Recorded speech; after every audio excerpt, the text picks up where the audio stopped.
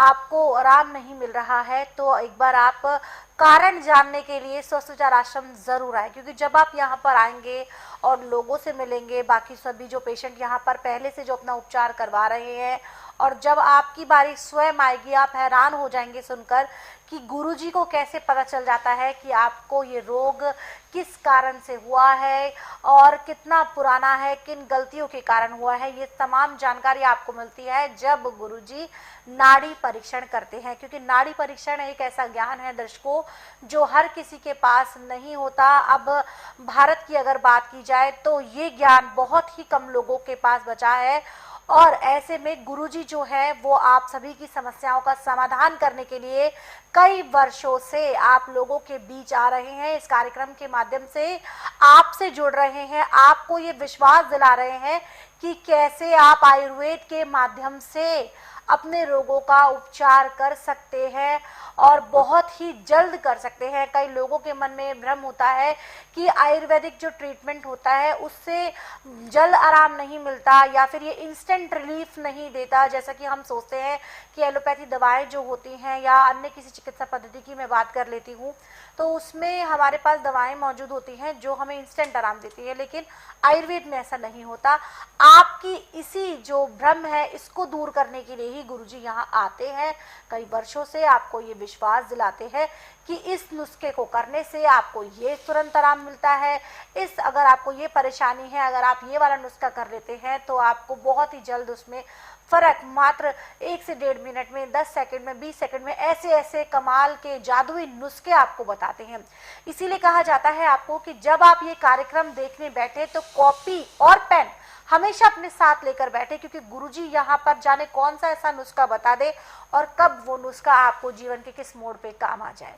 इसीलिए आप जो है कॉपी पेन लेकर बैठे, और अगर किसी कारण से इस नुस्खे को आप ढंग से नहीं सुन पाए हैं जो गुरुजी आपको बता रहे हो तो भी आप परेशान ना हो, आप इन नुस्खों को दोबारा से सुन सकते हैं गुरुजी के YouTube चैनल स्वस्थ विचार सेहत की बात पर।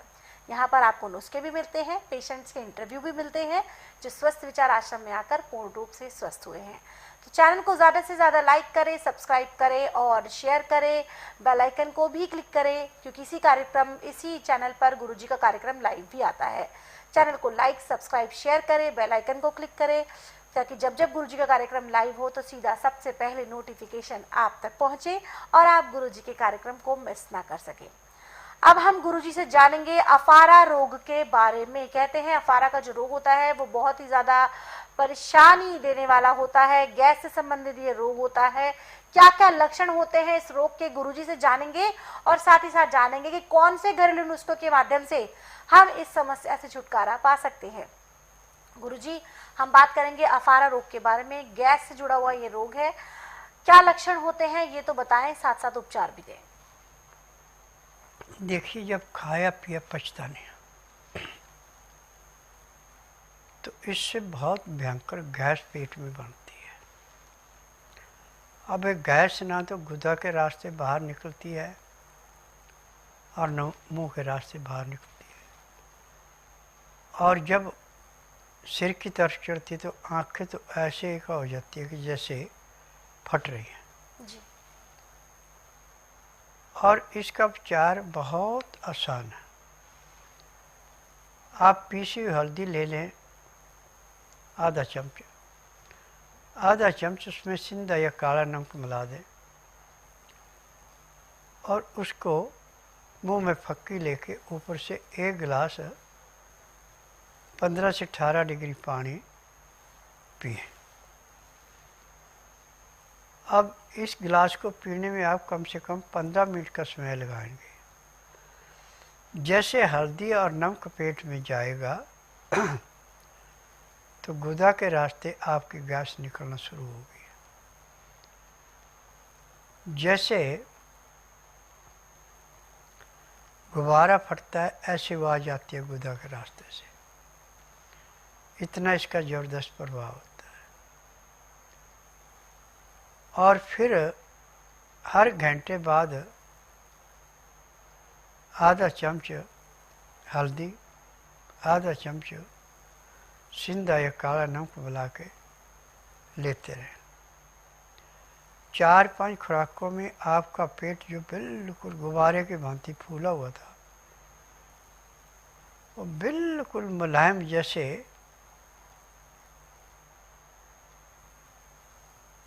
पानी का बुलबुला चल के अपने आप बैठ जाता है, ऐसे पेट धुली रुई की भांति बिल्कुल मुलायम हो जाता है जी। और गैस का नामो निशान नहीं रहता। ये क्रिया आपको कम से कम 3 से 5 दिन तक लगातार करनी है। इसमें तली हुई चीज़ें, मैदे की चीज़ें, ठंडा खाना, बासी खाना कोई नहीं चलेगा। गेहूं का तो बिल्कुल बंद कर देना, गेहूं तो बिल्कुल नहीं देनी। बाकी नाज सब दे सकते हैं, परंतु नाज छिलके वाला, जिसकी चोकर ना निकालनी। दाल सब्जी जो भी है वो छिलके वाली, धुली हुई दाल सब्जी कोई नहीं लेनी, छिली हुई सब्जी नहीं लेनी। और दाल सब्जी जो बनानी उसमें सिंधा या काला नमक, काली मिर्च और हल्दी डाल के उसको उबालना है। इसको छौंक नहीं लगना, रोटी चुपड़नी नहीं है। अब मसाला बना के रखना अपने खाने के लिए, जिसमें सौंठ, जीरा, सौंफ, दालचीनी, बड़ी इलायची, पीपल, काली मिर्च, ये सारी चीज़ें मिला के पीस के पाउडर बना के कांच की शीशी में रखना है, प्लास्टिक की शीशी में या दूसरी शीशी में किसी में रखना, तो आपको इससे काफ़ी लाभ होगा। जब भी आपने खाना खाना है तो ताज़ा खाना खाना। खाने में आप नाज लें, काला चना, सोयाबीन, मक्का, बाजरा, जौ, मूंग, मोठ, चुलाई, सिंघाड़ा। ये चीज़ें अपनी इच्छा के अनुसार कम ज़्यादा कर सकते हैं। पहले इनको सबको ला के धो के अच्छी तरह सुखा लें। सुखाने के बाद 50 ग्राम अजवाइन, 100 ग्राम तिल भून करके इसमें मिला दें। अब ये आटा पिसाना आपने शनिवार के दिन, और आटा ऐसा पिसाना जैसे नदी के किनारे का रेता हाथ में लेके सरकता, ऐसे सरकता आटा। अब जब आटा पीस के आ गया तो दिन की रोटी तो आप 10 से 12 के अंदर खा लें। रोटी उतना ही आटा लें जितनी आपको भूख है। आटे को सख्त गूंद के खुले पानी के अंदर रख दें। इतने में आपने दाल सब्जी जो भी बनानी उसको बनाएं। दाल सब्जी में सिर्फ आपने सिंधा या काला नमक, हल्दी डाल के उबालना है। इसमें और तीसरी चीज़ कोई नहीं डालनी। जब दाल सब्जी आपकी तैयार हो जाए नीचे उतार लें। जो आपने आटा अपना सख्त गूंद के खुले पानी में रखा था उसको निकाल लें। अब वो सख्त से बिल्कुल मुलायम हो जाएगा। अब इसकी रोटी आपने ऐसे बनानी जैसे बाजरे की रोटी होती है, गेहूं की रोटी से थोड़ी मोटी, मक्की की रोटी से थोड़ी पतली। जब आपकी दाल सब्जी दोनों तैयार हो गए, रोटी भी आपकी तैयार होगी, तो रोटी को थाली के अंदर डाल के ऊपर से दाल सब्जी जो भी है उसको डाल दें, और चुटकी भर जो आपने मसाला बना रखा है उसको डाल दें। पानी पीने के लिए 2 गिलास रखें। पानी का टेम्परेचर 15 से 18 डिग्री होना चाहिए। उसमें लहसुन, प्याज, अदरक का रस मिला लें, या काला नमक, काली मिर्च, नींबू का रस मिला लें। अब 2-4 ग्राही खाना खाया, 2 घुट पानी पिया। 2-4 ग्राही खाना खाया, 2 घुट पानी पिया। पानी पीने में, खाना खाने में आप पूरा 1 घंटा लगाएंगे। फिर उसके बाद दांतन कूला करके 5 मिनट के लिए वज्रासन बैठे। फिर वज्रासन से उठ के दिन का टाइम है तो आप 20 से 25 मिनट सैर करें। फिर 20 मिनट के लिए सब आसन लेटें। 5 मिनट के लिए बाईं साइड का उठ लें, 3 मिनट के लिए दाईं साइड का उठ लें। अब आप सब आसन लेट करके बाईं साइड को कर्व लेके उठें। आपके शरीर में इतना हल्कापन आएगा कि आपने शरीर से पता नहीं कितना वजन उतार दिया। अब आपको काम करने में भी आनंद आएगा। शरीर का आलस सारा समाप्त हो गया। रात्रि का खाना दिन अस्त होने से घंटा 1.5 घंटा पहले खा लेना। खाने का तरीका वो यह जो सुबह का था, परंतु इससे वज्रासन से उठ के कम से कम आधा से पौना घंटा आपको सैर करनी पड़ेगी। फिर उसके बाद आप दातन कूड़ा करके फिर अपने कम से कम आधे से पौना घंटा सैर करें। फिर उसके बाद विश्राम करें। विश्राम करने पे चाहे धार्मिक सीरियल देखें, चाहे धार्मिक किताबें पढ़ें, चाहे आड़ पड़ोस में परिवार में बातचीत करें। ठीक 9 से 10 के अंदर सो जाएं। सुबह 4 बजे आपके पेट में ऐसे अलार्म लगे जैसे घड़ी में लगता है गड़गड़ाहट होगी। यदि आप उसी टाइम संचेत होकर उतर गए तो आपका पेट एक ही प्रेशर साफ हो जाएगा।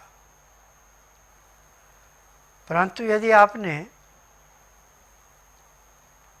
गड़गड़ाहट को संचेत करके नहीं उठे तो कपड़े भी खराब हो जाएंगे। इस बात का ध्यान रखना।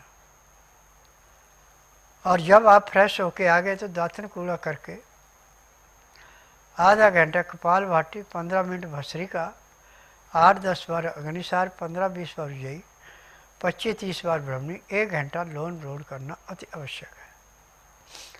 तो आपके पैर के तलुए से सिर के बाल तक का रोग सारा ऐसे समाप्त होगा जैसे जलती अग्नि में पतंगा नष्ट होता है। अब खाने पे ध्यान देना कि जब तक आप पूर्ण रूप से स्वस्थ नहीं हो जाते तब तक गेहूँ को बिल्कुल नहीं लेना। जो आटा भी मैंने आपको बताया यही आटा लेना। और रोटी चुपड़नी, सब्जी में छौंक नहीं लगाना। यदि आपको घी खाने की हल्क ज़्यादा रहती है तो गाय के घी के 2 चम्मच हल्के गर्म करके सब्जी में या दाल में मिला दें। रोटी चुपड़नी नहीं, उसको छौंक नहीं लगाना सब्जी को। फिर उसमें 2-4 ग्राही खाना खाया, 2 घुट पानी पिया। फिर 2-4 ग्राही खाना खाया, 2 घुट पानी पिया। पानी जो आपने पीना है 15 से 18 डिग्री गर्म होना चाहिए। उसमें लहसुन, प्याज, अदरक का रस डाल के पीना है।